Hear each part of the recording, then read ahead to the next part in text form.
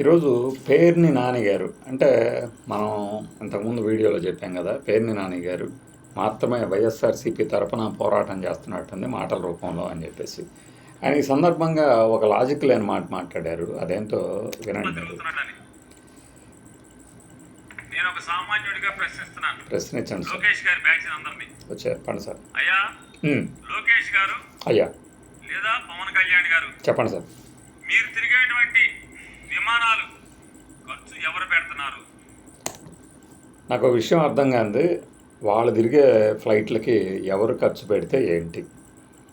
ప్రభుత్వం తాలూకు సొమ్ము కాదు అన్నారు, అంతవరకు ఓకే. లేదు అది ప్రభుత్వం తాలూకు సొమ్మే అని ప్రూవ్ చేయండి. లేదు ఇంకో సత్తరకాయ ఎవరో ఒకరు ఖర్చు పెట్టారనుకోండి, దాన్ని ప్రజలు ఎందుకు పట్టించుకుంటారు? నెక్స్ట్కి వెళ్దాం. చాలా మాట్లాడారులేండి. హెలికాప్టర్ చంద్రబాబు నాయుడు అని అడుగుతున్నాను. నేను సమాచార హక్కు చట్టం కింద మాట్లాడుతున్నాను కదా. మరి వైఎస్ఆర్ కాంగ్రెస్ పార్టీ 11 మంది 10 మంది ఇక్కడ చూడండి, అసెంబ్లీకి రాకుండా ఉన్ననాళ్ళు 2.5 ఏళ్ళు 2 ఏళ్ళు చంద్రబాబు నాయుడు గారి తీసుకున్నాడా తీసుకోలేదా అని సాక్షాత్తు పేరుని నానిగా సమాచార హక్కు చట్టం కింద పడితే ఇంతవరకు కాగితం సమాధానం చెప్పే దిక్కులేని ప్రభుత్వం మీది. ఇవ్వలేడా? శంషేర్గా ఇవ్వలేరా? తీసుకోలేదని తీసుకుంటే తీసుకున్నా అని ఇవ్వాలి కదా. కరెక్టే. మరి వైఎస్ఆర్ కాంగ్రెస్ పార్టీ 10 మంది సభ్యుల్ని మీ ఇష్టం చేయడం మాట్లాడుతున్నారు కదా. జీతాలు తీసుకుంటున్నారు. మా అన్నయ్యలో రాజశేఖర్ లాగా ఉంటాడు నాకు ఎప్పుడు చూసినా కూడా. అనిపించలేదని అలా చంద్రబాబు నాయుడు అని అడుగుతున్నాను.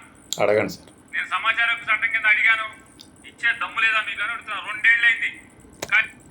నాకు విషయం అర్థం కాదు. 2 ఏళ్ల క్రితం ఎలా అప్లై చేస్తారు మీరు? కూటమి ప్రభుత్వం వచ్చే 17 ఏళ్ళు కదా, 17 నెలలు కదా. అంటే ఫ్లోలో అన్నారు అనుకుందాం. ఇంకా చూడండి, పెట్టి నేను ఎవరా ఇచ్చే సినిమా మీ దగ్గర లేదా? అంటే ఇటువంటి మీరు సంపాదించుకుంటాకి దోచుకున్నది దుబాయ్లో దాచుకుంటాకి. సరే, ఇక రాజకీయ ఆరోపణలు. నేను లాజిక్ అంటే ఇప్పుడు సరే 2 ఏళ్ల క్రితం కాగితం పెట్టా అన్నారు. నిజంగా కాగితం పెట్టారా పేర్ని నాని గారు? పెట్టే ఉంటారు అనుకుందాం. ఎందుకంటే దీని మీద ఇప్పుడు ప్రతి మాటని ఇట్లా ఇప్పుడు మనం మాట్లాడుతున్నట్టు అందరూ మాట్లాడతారు కాబట్టి 2 ఏళ్ల క్రితం అన్నారు. లేదులేండి ఈ సంవత్సరం క్రితం అనుకుందాము. నాకు విషయం అర్థం కాదు ఏంటంటే, చంద్రబాబు నాయుడు గారు అసెంబ్లీకి రాని కౌరవ సభని గౌరవ సభగానే మార్చిన తర్వాతే వస్తాను అని శపథం చేసి వెళ్ళిన తర్వాత 2 ఏళ్ళు తిరిగారు అన్నారు. సరే, అప్పుడు అసెంబ్లీలో ఏదైనా డిసైడ్ చేయగలిగినటువంటి పొజిషన్లో ఉంది వైఎస్ఆర్సీపీనే కదా.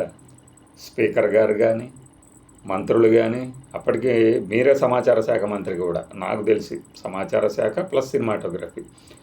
లేదనుకోండి, నేను తప్పు చెప్పాను అనుకుంటే ఏదో ఒక మంత్రి అయితే కదా. మరి మీకు తెలియదా ఆయన డబ్బులు తీసుకుంది లేనిది? మళ్ళీ దానికోసం సమాచార హక్కు చట్టం కింద అప్లై చేశాను వాళ్ళే సమాధానం ఇచ్చారని చెప్పడం ఏంటి? ఇప్పుడు 11 మంది ఎమ్మెల్యేలు వైఎస్ఆర్సీపీకి ఉన్నవాళ్ళు జీతం తీసుకుంటున్నారని స్పీకర్ గారు చెప్పారు. సో దాన్ని మీరేం ఖండించలేదు.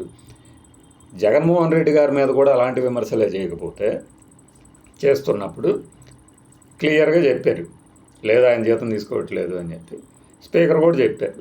సో ఇక్కడ క్లియర్గా ఉంది పిక్చర్. ఇళ్లలో 11 మంది తీసుకుంటున్నారని. ఇప్పటికి కూడా 11 మందిలో ఎవరైనా లేదు నేను తీసుకోవట్లేదు అని కనుక వచ్చారనుకోండి, దానికి సమాధానం ఎంచుకోవాల్సి వస్తుంది. కానీ మీ ప్రభుత్వ హయాంలో చంద్రబాబు నాయుడు గారికి అసెంబ్లీకి రాని సమయంలో, ఆ రాని కాలంలో సెషన్స్ సమయానికి ఎమ్మెల్యేగా జీతాలు ఇచ్చారా లేదా అనేది మీకు తెలిసి ఉంటుంది కదా. దానికి మళ్ళీ ఆర్టీఐ యాక్ట్ ఎందుకు? చెప్పేయచ్చు కదా. 2 ఏళ్ళు అవుతుందండి. అంటే ఆ ఫ్లోలో అలా వచ్చేస్తాయా? నాకైతే అర్థం కాదు. అయితే పేర్ని నాని గారు ఇవాళ మాట్లాడిన మాటల్లో ఇంకొక అంశం కూడా ఉంది. అది వేరే వీడియోలో మాట్లాడుకుందాం. ఇదైతే